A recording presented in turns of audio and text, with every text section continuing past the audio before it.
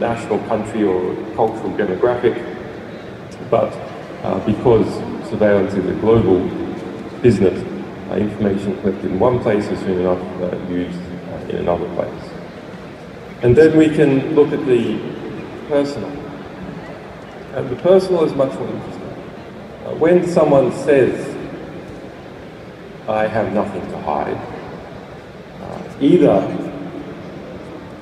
they actually do, in some small minority of cases, or what is much more likely is that they are a normal human being.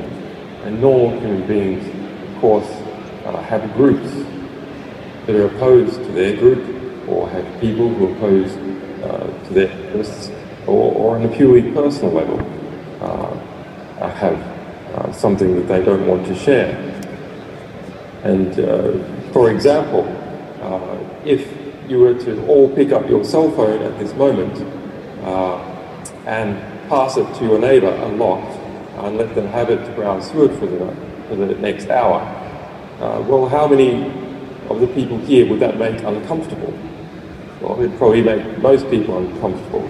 But actually, the cell phone providers and the telcos, the National Security Agency, Apple and Google, which now controls 80% of the cell phones that are sold, the smartphones, have exactly the same information, if not more, than the information that's actually stored on the cell phone. It's just that it's out there, it's invisible, it's like God. So when people like me or Jacob Applebaum or Glenn Greenwald or Edward Snowden say, you have to understand how the modern world works, how all the information is out there, how there are these extremely large powers out there that through the extent of their power are changing the geopolitical realities of the international civilization that we live in and the local realities. People go, well, I'm not sure if that is true. What you're describing is some invisible power that is out there, that works in some intangible way that I can't see, and I can't feel, and I can't see the direct effects of. And we, as human beings, have developed a good instinct, which is to be skeptical of such claims.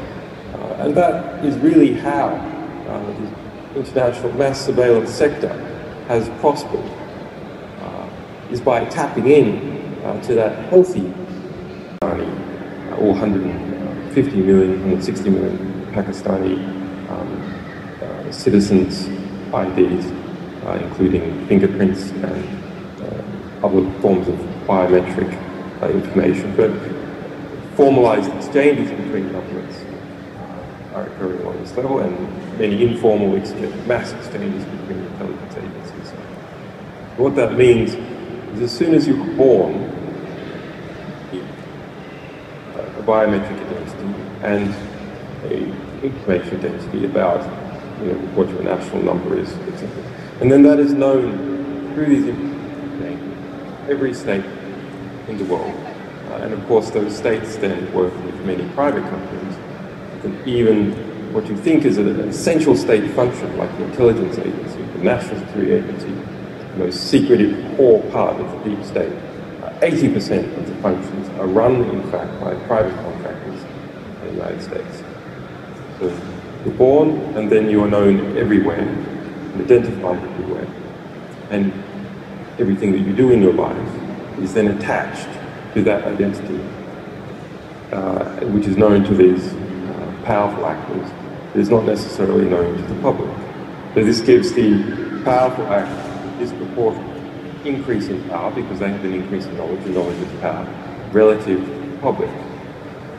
And there is no place on the earth where one can escape that system, because every place on the earth, except perhaps countries that are in complete failed states, for example, like Libya is at the moment, the lightning for them.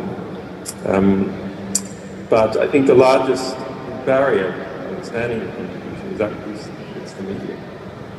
It's the mainstream media, which is, it depends on this. The mainstream media in the West is mostly controlled by extremely rich people, or directly by the state itself, for example, like in the case of the BBC. And so it expresses the interest. It works for its owners, like any organization mostly works for its owners. And so it has been extremely distorting. And I'll give you some examples. The US said that famously, in response to our Afghan warlord publications, that WikiLeaks might already, this was General McMullen, the US Secretary of Defense, WikiLeaks might already have the blood on its hands of some Afghan family or American soldier. Now you notice exactly what was said. It's a speculative claim, might already, etc., etc.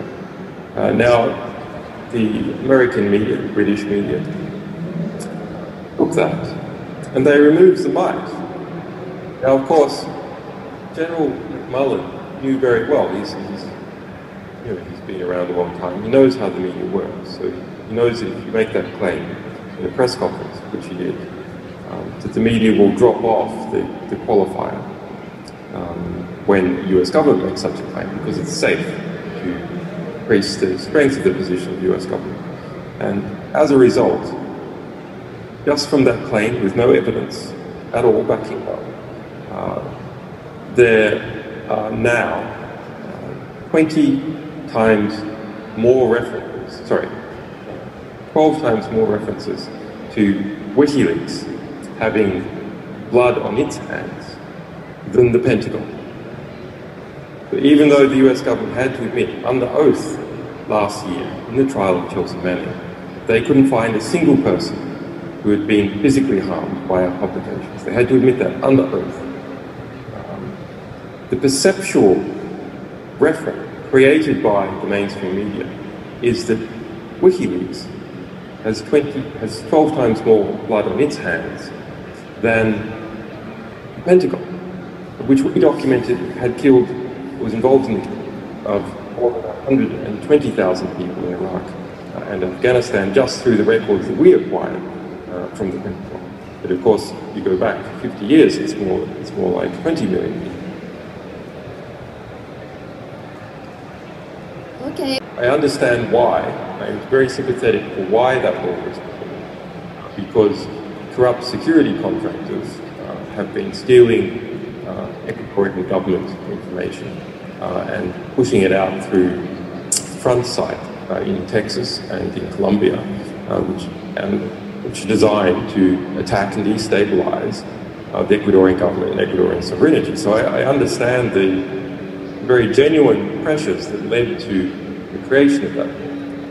But I just think it's counterproductive amongst anything else, because it's not going to affect those sites. It's going to affect the Ecuadorian press. And so in order to read about the information, Ecuadorians will have to read these sites in Texas, which are as biased as can possibly be. In fact, are attempting to destabilize Ecuador's sovereignty. Whereas the local press has its good sides and its bad sides, but it's nowhere near as bad as what is happening there. So I just think it's counterproductive. But as for why I chose Ecuador, well, we were looking at quite a lot of states for a long time. In Edward Snowden's asylum, for example, we filed asylum applications for more than 21 states. Not that we thought that he had a chance at 21. We did also want to demonstrate who wasn't willing to come to the table, to show that politically that states in Western Europe were sadly so much under the thumb by the United States that they weren't able to live up to their Enlightenment values as expressed in the European Charter to afford them this time. But Ecuador is a democracy. That was important. And it's a functioning democracy. It's a place that would actually be nice to live. And most importantly, the Ecuadorian government and the Ecuadorian people were behind such an idea, and in fact had initially expressed an invitation to me as far back as December 2010 in the press. So Ecuador had it was also embedded in a regional matrix, which was a supportive environment for it. The president of Tunisia also offered me asylum, probably because we were involved in an important way in the revolution in Tunisia with our publications. But while I admire very much the Tunisian president, what has happened in Tunisia, Tunisia is on its own. It's not supported in that matrix of ALBA and UNISOR, and even OAS, the way Ecuador is.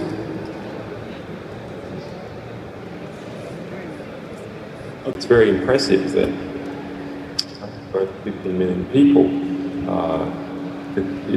in that position.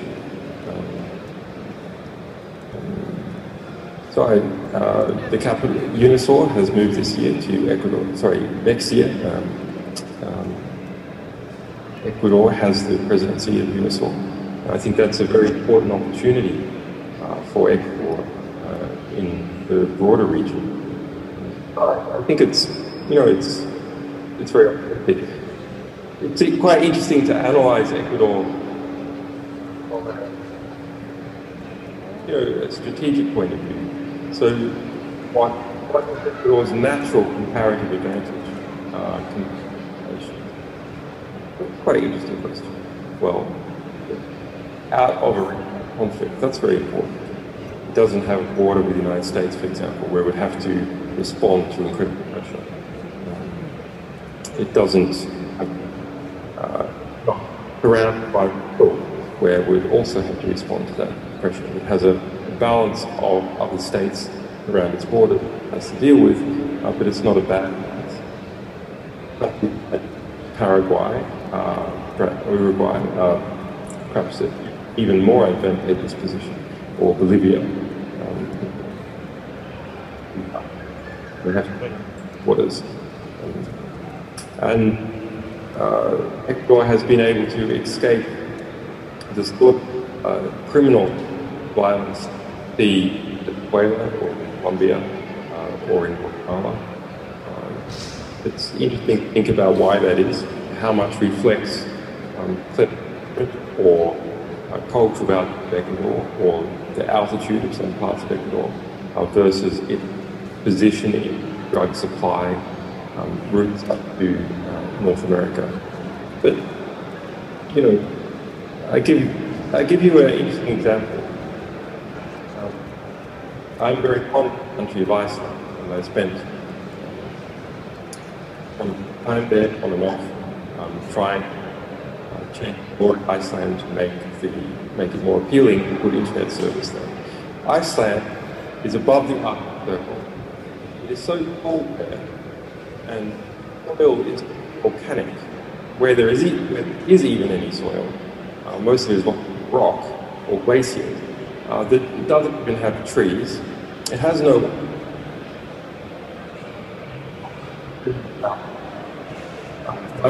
does really well. How could that possibly be that a country that is so small, so cold, so desolate, and has no oil or other big natural resource is able to? The answer is because it is independent, because sovereign. Iceland was not doing well for 1945 when the Icelandic independence movement to get independence from Denmark started up. It was a very, very poor country indeed. But an independent country that has its own sovereignty, even though it is tiny and in a very difficult position, it is able to negotiate as a state. It is able to adjust laws and its relations to suit its actual position and its currency. And it has its own independent currency. Okay. And so Ecuador, even though it is a country of only 15 million people, that's much bigger than 300,000. If Ecuador has sovereignty, a sense of itself, and is fully in control of its own laws and relationships, then it could be able to do very interesting things, because many countries are not fully in control of themselves, and so they do not have bargaining on the internet stage. The bargaining power comes from being independent. Okay, thank you so much for all of this.